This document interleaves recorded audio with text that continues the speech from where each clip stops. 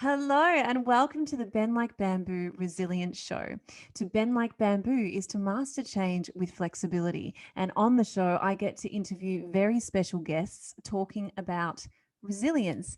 And today I'm very proud to introduce my very special guest, Shannah Kennedy. Welcome.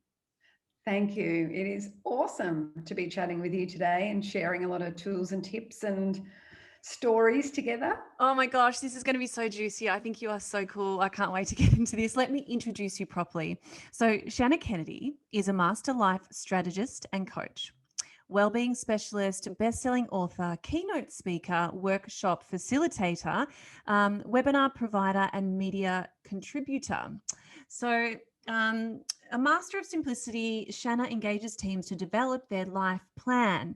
And we're going to talk all about your book, The Life Planned, in a second. But you're all about the life plan. And I love this because we don't tend to make one. And that's what we're going to talk about and the importance of it. So you help people with their life plan, mental health, and well-being plans as well. And you present the most powerful life and wellness skill sets to elevate capability and capacity in leaders and teams. So Shannah had an incredible career in sports management and sponsorship, working with over 100 Olympic and elite athletes until she hit burnout and was diagnosed with chronic fatigue syndrome and depression. She hired a life coach for herself to shift out of the darkness, review, reset, and refocus her life. In 2000, she studied to be one of the Melbourne's first life coaches, focusing on coaching athletes into retirement after seeing so much destruction in their lives outside of sports. So important. Shannah Kennedy is now a leading business and life coach, master strategist. I can't say that word, trusted by her clients across the spectrum of business, sport, and entertainment. She challenges people to rethink their relationships to work, well-being, and life. This is so cool. Thank you so much for coming on, Shannah. Fantastic. Yeah, it's been a very big journey to get here, that's for Yeah. sure. And you were just saying before, so when you used to work as a sports management, that was your, what did you say? It was Jerry Jerry Maguire. Maguire job. Yeah. I love Yeah, that. so I had this incredible job where, we had about 200 athletes and I had the money. So I had to go and, choose who were we going to sponsor and what their Mm. contract would be. So my job was to negotiate all of the contracts over 10 different sports. So I was the only woman around doing that at the time. This is, Yeah. um, 20 years ago Yeah. or 25 years ago. Yeah. And so there wasn't many women around. And so you just be making friends with the mum and the dad and the auntie and the dog and whatever it took to get that athlete to love the brand, that I was representing. So it was super exciting, but Mm. sport's always 7 days a week. So and on the weekend. So what I would do, found myself doing, is I completely married my job. Yeah. And all weekend I was watching sport or going to sport or doing the work and then flying home and excuse me, going back into the office on a Monday to do all the paperwork. And then I was doing the Yeah. PR and the marketing and Yeah. absolutely loved it Yeah. and thought I was totally indestructible. Yeah. And we don't realize that we need to have balance, and it becomes our identity and the badge of honor of, yeah, all that. Oh, 100%. That's who I was, the brand. And when you take the brand away and you Mm. say, who are you without your job? I learnt the hard way because it took my health away and I got the chronic fatigue syndrome and depression because my whole body was just burnt. Yeah. And I didn't have any self-care strategies or Yeah. well-being structures in my life. I just thought Mm. I could burn the candle at every end possible and just kept pushing through all those warning signs that you get, when you've got a headache and you feel shattered, but you still go to that party, or, you don't Yes. take the day off because you just think, oh, I better not, that looks a bit weak. So, I'll keep pushing through. And I did that for years. And eventually, one day I just couldn't even get up. So it Yeah. did cost my health, but Yeah. it was a pretty wild ride getting to that stage. It's amazing how the body does that. It just will stop you. Like where you can't get up. It's not a good feeling when that happens. And that's what the life plan's all about, isn't it? What's the life plan about?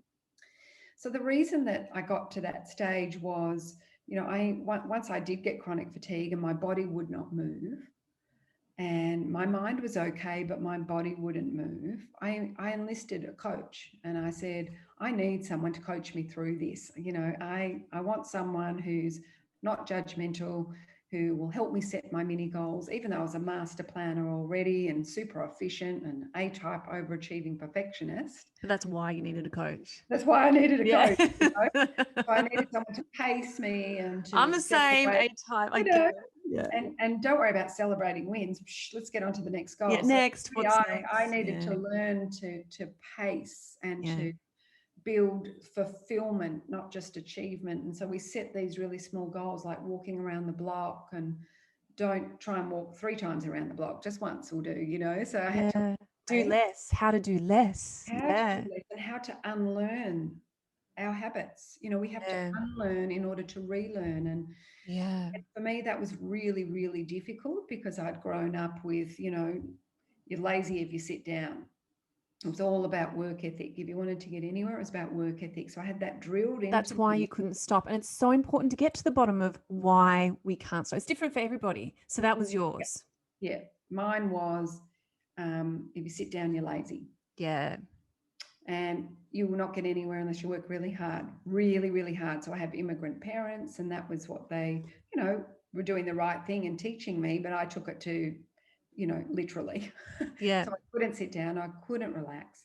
So I really had to learn that, and I used a coach. And then while I was in my recovery, I was really thinking about these athletes. I mean, they've got their sporting plan, but I looked at the destruction behind that we have our career aspirations, but careers come and go. Yeah. And a career is what you do. It's not who you are. But I thought it was everything, who you are and what you do. And I watched athletes go from hero to zero overnight, if they got injured or retired or lost their job or whatever it might be. And they actually didn't have a plan B. They didn't have a life plan that said, I've got my life going here and my sport plan comes in here and here, and then I've got the second plan here and here. They didn't have it, and nobody cared. 20 years ago, nobody cared about what happened to athletes after retirement. They were just, see you later, don't talk to me again. And for them, they've gone from being a hero and getting everything for free to everything, pretty much overnight. So there's more freebies, and real life hits really, really hard. So I was thinking about that in my chronic fatigue stage, thinking, I think there's a big opportunity for me, as I know them so well, is to become a coach and to coach them into retirement. There were no coaches really around. I happened to get one, and no one had even heard of a life coach. So I studied life coaching, and probably one of the first in Melbourne to get qualified and to start my business coaching athletes into retirement. And I just started slowly as I got better and better and better. Yeah. And I always kept a coach for myself to really rebuild me as a business. So to walk your talk as well. Yeah. I had to treat myself like I'm the asset, I'm the business. We all need to. Every listener out there. Yeah. We need to see ourselves as the asset, and that we need to invest in ourselves, like the oxygen tank on the aeroplane. Yeah. You put the mask on first. Yeah. And when we allow ourselves to see that as self-care, not selfish, we can become really resilient, and we can share, and we can help other people. I love that. If we're burnt out and we're really, really exhausted, we can't help anybody else. So that's what resilience means to you. Perfect way to answer the first question. Yes. And it's able to adapt in the face of a change. And if your tank is not full, you can't. If you're too tired, if you're exhausted, if your mental health isn't right, if your emotional health isn't right, if your physical health isn't right, we don't even have the energy to pivot and to change and to adapt, which is resilience. We need to feel good. We need to feel flexible and adaptable to change, and to see things, to change requires letting go of an idea or a belief as well, and then changing your mind about it. So that requires, when you're in your most relaxed state, or when your cup is full, you feel nourished from self-care, and that's what I believe flexibility is all about. You go, oh yeah, I see things from your point of view. Oh, I can see how I can view that differently. I can elevate higher and see things with a higher understanding. But when we are stressed and our cup is not half full and we're not flexible, we're just reactive, aren't we? Yeah. And we can't make great decisions from that place. No. When you're making decisions from an empty tank, We're in survival. mentally, physically, emotionally, Mm. you're not going to make a great decision. You don't even know what your values are at that stage. Yeah. I had to really learn what are my 3 top values, because they're my new boss. Yeah. Not the company that I'm going to work for. The Yeah. boss is what's in my heart and soul, and what do I value the most. And my resilience is going to come Yeah. from never letting them go. Yeah. Yeah. Yeah. So even with elite athletes and CEOs now, we always start with your values. If you don't know your own set of values, your code of conduct, what's most important to you, Mm. you can't build a life plan. What are yours? My first one is health, obviously, because I've lost my health. Yeah. And that doesn't mean, do I feel great and am I healthy? It means, what am I specifically, consciously doing every single day for Yeah. my physical health, Yeah. my mental health, my emotional health, and my spiritual health? Yeah. So Love it. I've got KPIs every day, on that. The second one for me is family happiness. So that doesn't mean, is my family happy? Because I've got, a 16-year-old, I've got a 14-year-old, I've got a husband who's a CEO. I can't make them all happy. What that means is, am I showing up for my family, being the best version of myself? Have Love I it. put the mask on so that I can help them, support them, be there for them, cook for Yeah. them, be there emotionally for them? So am I showing up? Beautiful. That's what that Yeah. means. That's And the beautiful. third one for me is achievement, because I'm an achievement junkie. Yeah, and that's okay. I think it can That's be a okay. positive word. It doesn't have to be a dirty word. So for me, it's about, is my to-do list today a healthier version of my old one? So I have to achieve every day to feel happy. That's just the way I'm genetically wired, I think. I love So this one. That is so sometimes, good. so the achievement will be, did I meditate this morning? Yeah. Because I know that my breathing, my meditation, and movement of my body is the only way I'm going to have longevity in my career. The only way. If I burn out, my business is gone, because I am the business. So, yeah. so I have to value that that's just as big as an achievement as selling 1,000 books. Yeah. Speaking on a stage with 1,000 people. Yeah. If I don't do that achievement of self-care, there is no way I'll be on that stage. So what I've had to do is trick my brain into, the most valuable achievement for me today is those small little breaks and self-care and good food and all the work achievements, which we sort of do when you're super driven with your eyes closed. Don't hang your hat on those. Hang your hat on these soft skills, which will allow you to keep doing those other ones. Yeah. And it's consistency, isn't it? Because like our old beliefs are so grained within us that you have to be very conscious of yourself. And that's why, like, coming back to the present moment during those times, to bring into our awareness of, I'm doing it again, I'm overdoing it, I'm in, prioritizing my to-do list, trying to squeeze in way too many things in a day. So therefore I haven't had my lie down or just proper lunch and sitting down and spending time for me and with my dog, or, you with your family. And, so it's really important. This is so juicy. I love and it. when you talk about resilience comes when you have the ability to check in with yourself. Yeah. And that you're not just spouting off, adapting without thinking it through first about what the consequences are of what you're going to go and do. And this is where, when you know your values and you have a life plan, you don't just run off and react. You sit in the pain of, I have to change, like COVID hitting, and my speaking business just fell out the window in one day. Yeah. It was not reacting, it was sitting still and saying, okay, well, what are my values? The decisions that I make now to change, pivot, whatever you want to call it, my business, have got to come into these values. Don't go running off creating all of this stuff which is going to exhaust you. It's got to fit into the vessel of the values. So I think it's really powerful for people to realize that resilience comes from knowing yourself, being able to check in, to be able to move and adapt. But you can only do that if you know the vehicle. that you're driving. Yeah. Know yourself and Know what and your capabilities are, what's yeah. important to you, where the What your boundaries are, faults are as well. Yeah. where the boundary are, what the strengths are, what the weaknesses are. If you know your vehicle, you can maneuver it. But if you don't know it and how it handles Yeah. things, Yeah. you could be putting it in a direction that's just bound to Not the be, right direction. yeah. So, so that Mm, self-awareness, I think, is an mm. incredibly big part of resilience that people don't talk about. Yeah, definitely. That's 100% correct. I agree with you. So do you want to Mm. share something that you've been through that you've had to overcome? Yeah, I mean, there's a few things. There's the chronic fatigue, which 20 years later, I still have to deal with every day. So every day I wake up, my body feels like it's been hit by a train. It just Mm, aches, the bones ache. It's just the way it is. It happens yeah. every night. Yeah. And every morning before I get out of bed, I need to train my brain. Today I feel great.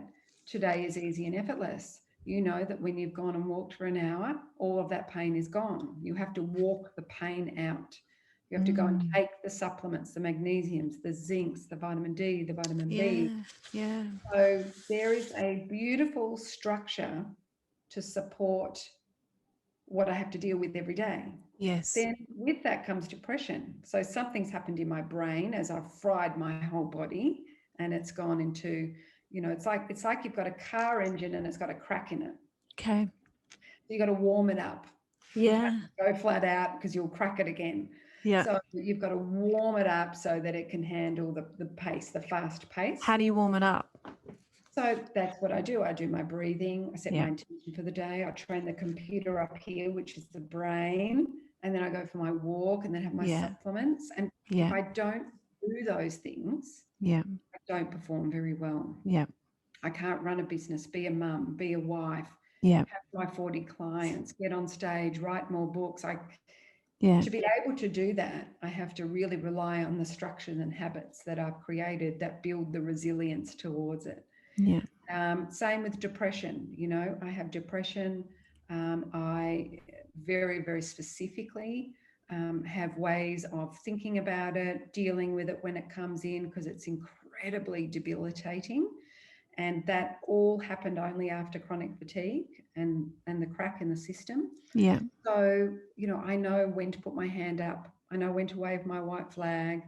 I know exactly what supplements to take. So I feel perfectly fine, 99% of the time. Yeah. I've trained my brain not to even think about the weather, because that used to really trigger me all the time. If it Yeah. wasn't sunny, and we live in Melbourne, so you better change your thoughts about that pretty quickly. It's So gonna happen a lot. Yeah. a lot of it has been build your life plan, build a Yeah. plan that will support you for the long term. Are the Mm. things that I'm doing today the same things I want to be doing when I'm 70? Hell yes. Mm. I want to be doing yoga at 70. I Mm. want to be walking an hour a day at 70. So it's Mm. investing in these things, not trying Mm. to run a marathon. The things that will give me longevity and can support me and become Mm. a way of life for the Mm. long haul, Mm. and allow me to have my career, which I adore and I love, for the long haul. Mm. The resilience comes from building. It's like you're a tomato plant. You don't water it once a month or once a year. Every day you go past, you sprinkle it with some fertilizer, and you give it a little bit of water, and you talk to it. Mm. You don't just go once a month and put too much water on it and it's drowned. It's this daily, what is a daily habit that's going to make you Yeah. great? Not really Yeah. sometimes. Yeah. It's I the love that. smallest things that are the most powerful, like brushing your teeth. Yeah. So if I was to ask you about your lowest point and how that felt, would that be when you were in your Jerry Maguire job, or was that sometimes, I guess, when you wake up and you probably things you still experience when you have your chronic fatigue and your depression that comes on? Yeah, yeah. Oh, I have had the thoughts of, it would be better if I'm not here, unfortunately. Yeah. And they're pretty low moments. They're pretty Yeah. low moments. And it's hard to understand them because you've got a job, you've got a great career, you've selling books all over the world. You've got children. You've got a great marriage. What's the problem? Yeah. Doesn't even make sense. Yeah. So I think for me, when those really low moments come in, and probably the lowest was, when I actually had chronic fatigue, because you don't look sick, you look perfectly fine, but you feel like you've been beaten up with bats. It's just so painful. You're And so tired you want to cry. it's like you've got the worst hangover you've ever had in your life, but you haven't had a drink. And it just is this pain that, you've got to learn to sit in the pain for it to go away. This too shall pass is a Yeah. really powerful word. I love that. Yeah. So I always allow myself to sit in the pain or the depression that hits, and I just say, this will pass. It's not going to be like this tomorrow. It's like a dark storm cloud that comes in and passes by. And, I have that written up on the mirror, this too shall pass. Yes. So that I never, ever forget that the emotions that we feel, all of us this year have felt such a range of emotions that we don't normally get to feel. That's correct. Normally, we're on the treadmill of life. But it's an opportunity to sit in them, and it sucks, but we have to do it. And sometimes it's like deep loneliness or Sadness, grief. angry, or we're grieving that we can't even go and have a coffee in a coffee shop. We're grieving some of the smallest of things, like being able to see a friend who's outside the 5-kilometre zone. So we're experiencing, and we've become incredibly resilient by force, because we've had to sit through these feelings. And I love that this too shall pass, that I know that today I might be really sad, or I might miss my mum, or I can't see them, or I just want to go and sit in the coffee shop and have a coffee, not just walk with it.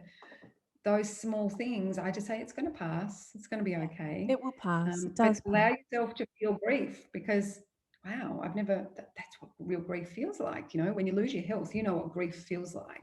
Yes. Because you can't even drive your car. Because if you don't, it stays stuck in your body, and you might have to deal with that sometimes years or decades later. It stays stuck in your body, and then all of a sudden something will trigger it off. Maybe it's a panic attack, or something releases that deep fear when you held your breath and went, don't want to deal with that.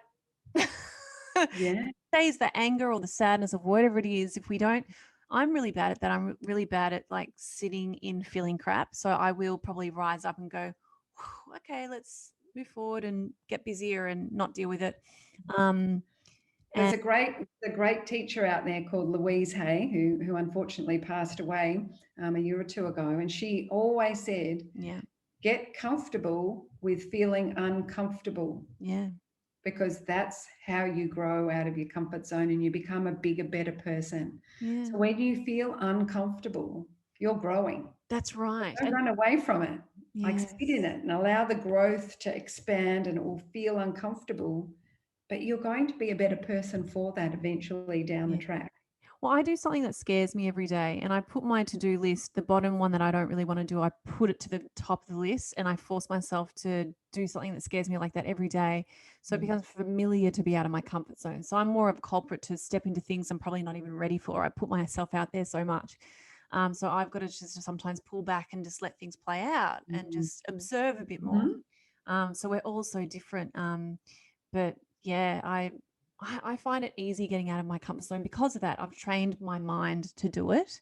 Yeah. Probably in a bit of a forceful way, which I need to work on. But yeah, it's like you can train yourself to do. It's like people having a cold shower, when you're having a shower, and to finish the shower, you turn it to cold. That's actually training you to be uncomfortable. Yeah. So when you go out in life and you have uncomfortable feelings, you're like, well, nothing's as uncomfortable as that, right? Turning the shower to cold. So it trains your brain to be incredibly resilient to change when you change the temperature in the shower at the end. So it is a form of training, resilience training. I love it. And so can you tell me, what was your turning point? I think the turning point was making a decision. Making a decision to say, I don't want to be like this. Yeah. I don't want to be a victim of this. Yeah. I don't want to live through life with this as my crutch. It's always a choice, isn't it? It's a choice. So I chose to make a decision to see it as my gift. Cool. And losing the speaking side of the business this year is a gift. So then you go and fossick for what the gifts are. So with chronic fatigue and depression, the gift has really been the incredible amount of research that I have done to learn to live with it and conquer it and master it and be friends with it. To not be afraid of it, to not be angry with it, to just go, oh, I've got the pain. I need to take a couple of days off. I need I to go think and it get the softens acupuncture. any disease.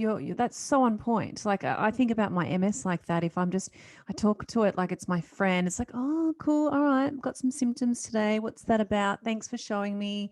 I'm listening. You And need space again. Stop rushing ahead. So yeah, you can see it as a bit of a teacher and a bit of guidance, and it makes you human, and it makes it you connect is. to other people rather than being this Yeah. crazed, overachieving, perfectionist, crazy woman. It's actually probably made me a lot more human. Yeah. And so I think it was making a decision. And I think it's really hard for a lot of people is to make a decision to really own something. How do we choose the better path, the light side instead of the dark? How did you choose to just beat it? I had a coach who just kept challenging me, Yeah. saying, "Where's the gift? Where's the gift?" And it used to be really annoying because I was like, "There's no gift. There is no gift to this. I don't want this." Yeah.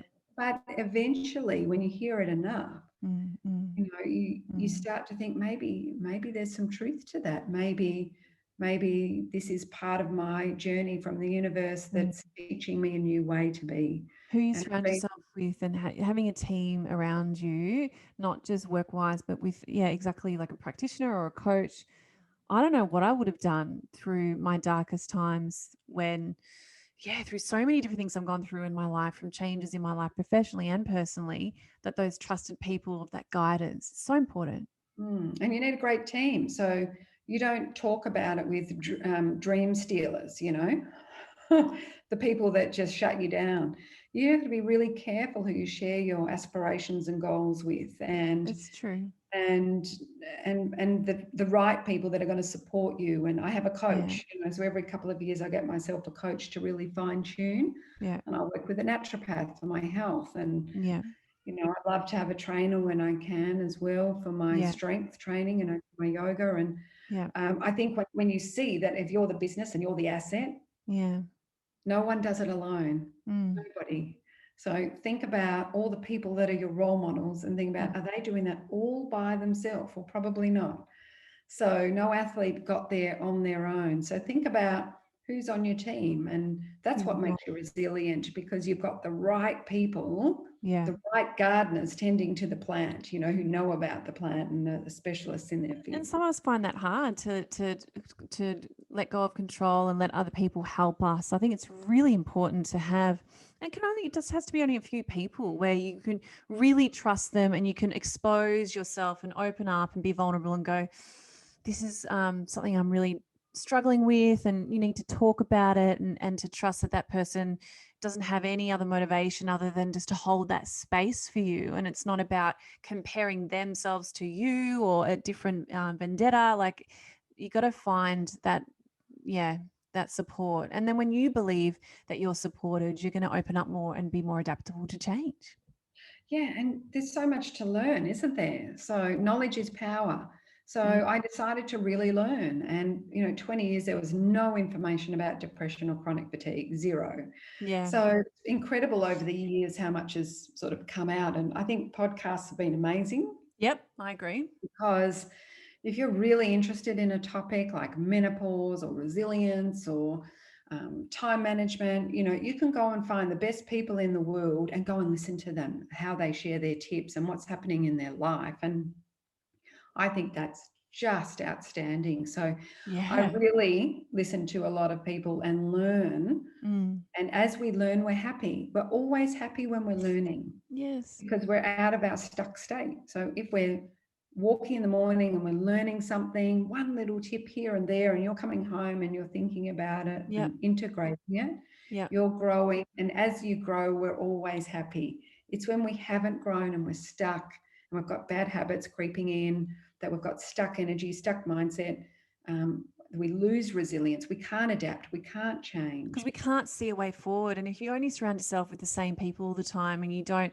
go out and, connect and meet with different people who see the world differently, you're not going to expand your way of thinking and therefore see certain stuck situations in your life as changing your mind, that it might be possible that it will change. And And isn't it great that we hear voices? I mean, I think this is outstanding. Is when we used to read books, we used to just only hear our own voice. It was our voice narrating the book. That's And true. now that we have audiobooks and TED Talks and Yes. podcasts, it's Yes. like there's all these new voices which are teachers in our brain, which is not our interpretation, so that we can hear their voices inspiring us. I love it.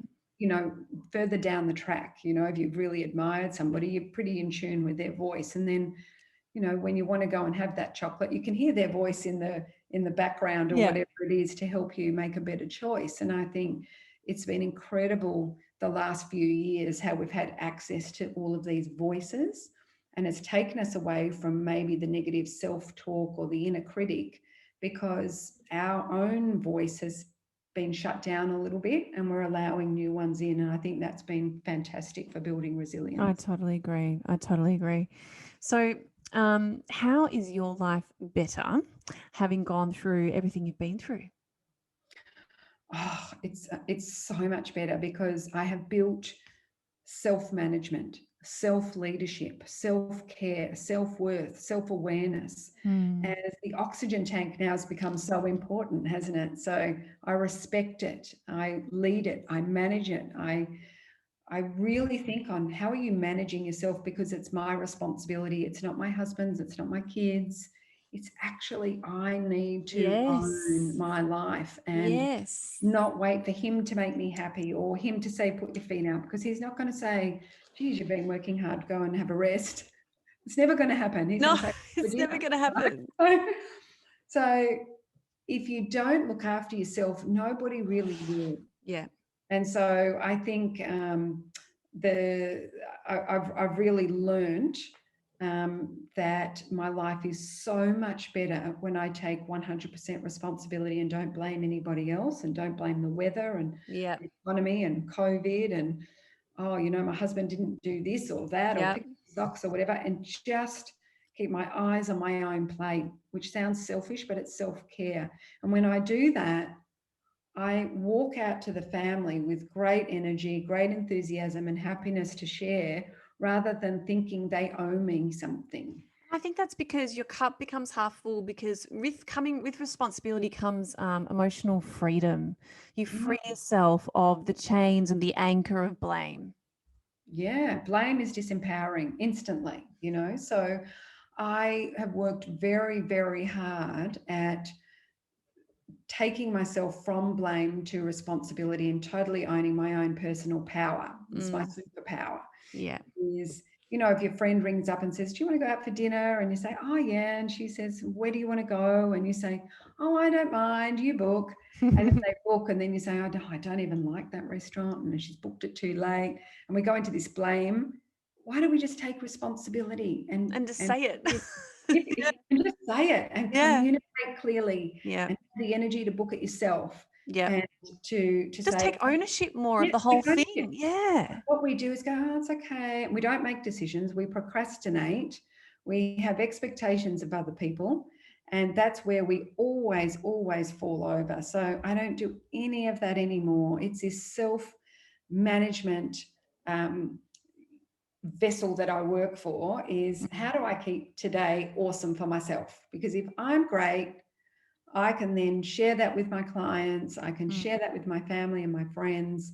And that's my responsibility. Yes. So I blame totally game agree. is, out the window.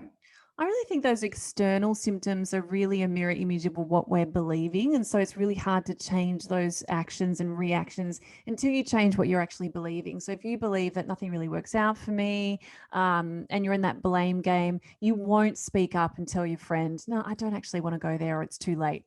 Because we always want to try and make our beliefs true. But then if you change what you believe, you're like, no, things do work out for me. And you just get more conscious and in the moment with that. And then what you see changes around you, and then how you react. So Yeah. So all of my clients, to build their resilience, their challenge is to go and look in the mirror. Okay. So a not lot of people everybody don't can do like that. looking in the So mirror, hard. you Yeah. know. So not to look at externally what's happening, but to go into your soul, like to look into your To eyes. eyes. Yeah. To, if you see a 3-year-old look in the mirror, how close do they stand? You know, they're here. They're like, oh my God, look at this person. They're kissing the mirror. They're like doing their dance. And they're falling in love with their best friend. Mm. And if you're not your own best friend, Mm. that's really sad, because you're the only person that's there from your first breath to your last breath. The Yeah. only person Yeah. that is with you 24/7 is yourself.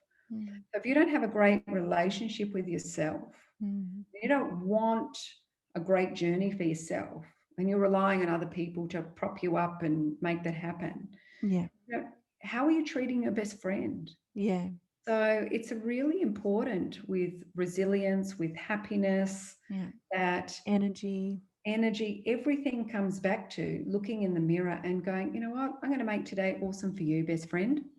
So if you could talk to yourself like you would your best friend, Yeah. and your best friend's really tired, you know, I love it. I'd say to my friend, I think you should book in a day off and just go and watch movies and just give those bones a rest. Mm. Or, you're really sad about something. You'd say to your friend, that's okay. Give yourself a hug. You're allowed to be sad.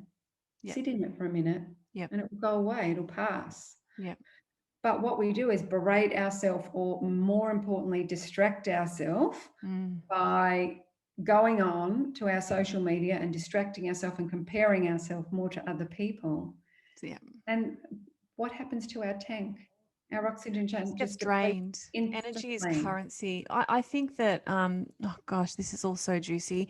It's Mm. it's so important, but it's okay that you don't know how, because we usually learn from what we watch around us and our parents, and they didn't know either. And who is born knowing how to be their own best friend? So it's okay that we have to train ourselves to do that later.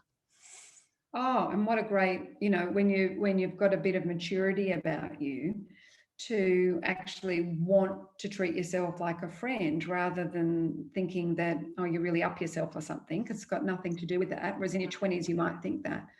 But as you get older, I think you really realize that, wow, I am with myself 24 hours a day, and I need to care. I need to care. Yep. I need to want to make tomorrow great. Yep. So what am I doing today to support that? I That's need right. to want to put the good ingredients in the body. I need to want to move it for myself, Yes. so that I can feel good, not to Yes. look good or whatever. So our confidence is really Yes. built with the habit structures that we create that make you happy. It's actually not external. 40% of our happiness comes from what we intentionally do with our day. I love that. 2% is genetic. You're a glass half full, glass half empty type of person. So that's your baseline. Then 10% of the pie chart is external influence. So that means I've got a really nice watch, I've got a new jacket, I'm so happy, I've got a new car, I've got a new job. We all know that that doesn't last. So 40% of your happiness comes from what you intentionally do with your day and how you structure it. Love it. That is Habits. so cool. Your habits, the Yeah. journaling, the breathing, the meditation, the going for a walk, Yeah. the The respect for rituals. self, the looking in the mirror, the eating lovely food, all the things that are controllable. Choices. Control the controllables Mm. is actually what makes you happy. Mm. So a lot of people don't realize that. They're thinking, well, when I get the car, or when I get the house, or when my depression goes, or whatever it might be, we actually just need to focus on today. And what are you doing intentionally today Yes. to build this great person? Absolutely. 100%. So tell me, after everything you've been through, if there was one thing that you learned that really stands out, what would that be? You've talked about a few things already, but I think don't have expectations of other people. Yep. The minute we have expectations, the whole brew of storytelling comes up in the brain, and judgment. Just keep your eyes on your own plate, which is yourself. And Yes. just build the plan that works for you so you can be the best version of yourself. It is no one else's journey but your own. Yeah. Yeah. And share what works if you're talking to the right people. Yeah. Some people don't want to hear it. Some people don't like you to be happy too. They like you to be down in the dumps with them. But I think the tips that I have for people is, number one, know what you want. Know where you want to drive your car. Know what you want.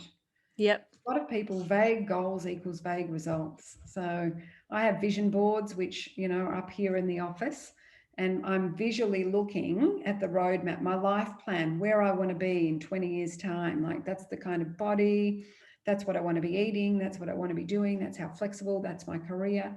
So every day, what am I doing to get towards that? So on my site, there's free printable, downloadable vision board kits, because at the beginning of COVID, people saying, oh, I don't know how to do it. I've got the time to do it, but I don't know how. So I've done this free kit where you print all the words are there for you. You just cut them out and you stick them on and you find some pictures. So know where you're going and have a vision board and set some really great goals. And I think the second thing is to make some really great decisions and stop procrastinating. Make a decision on what you want and then take some massive action. Yeah. So go and employ the coach. Go and change the way that you eat, because you know that every time you eat that, your energy actually goes. So let's just delete that from the pantry. Make these really simple decisions that are life-changing forever. Yeah. I've had clients that said to me, oh, I've never got up and walked in the morning. And this whole COVID challenge has been every single day, you are going to get up and you are walking for an hour before you start work. And now they're saying, I can't believe that I never did that. Yeah, no, I know. Now in my blood, So, we can change the habits and change the structures. Love it. And I think the last point is to then find gratitude in your day. Beautiful. Every day makes up the story of your life. Yeah. If you can make more days better than not so great days, the percentage is going to be good. If you can say 80% of my life was awesome and 20% was really challenging, fantastic.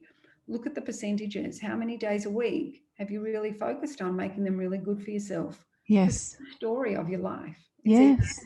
Yes. It's going to be crappy or it's going to be good. And it depends on your resilience and the way that you adapt and the way that you care for the oxygen tank and yourself and you look after it.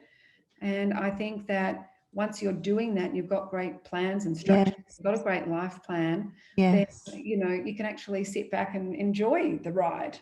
And the life plan, here it is. And it's such a beautiful, beautiful, stunning book, like the pictures on the inside. And I wanted like a Donna Hay cookbook for your life. Yeah, that's the vibe. That's what it looks like. So I don't want that book on a shelf. That book's got to be on a coffee table. Yeah. So it was really important to me to teach people in a way that was engaging and beautiful, and they could connect and write in it and have it as their sort of their handbook for life, I suppose. Totally. And I can't wait to read every single page. And thank you so much for coming on the show today, Shannah. I'm so pleased that I met you. Thanks to Colleen. Yeah, thanks to Colleen. I know, fantastic. Yeah, I'm so glad to connect with you. I know everybody's going to get so much out of your golden nuggets today. From the bottom of my heart, thank you. Thank you. Thanks for having me. And, keep sharing, because these podcasts are so fantastic, because every time you're going on a walk and you're listening to someone that you've interviewed, you're learning something. Yeah. This is our daily dose of inspiration. I absolutely agree. And anyone out there who wants to check out Shannah's work, your website is shannahkennedy.com, and all the notes will be in the blog. Thank you so much. And so guys, no matter what it is that you're going through, you can overcome it and discover what you are made of. I hope you enjoyed today's vlog, and I'll see you next week. See you, Shannah. See you later. Thanks for having me. Pleasure. Wonderful.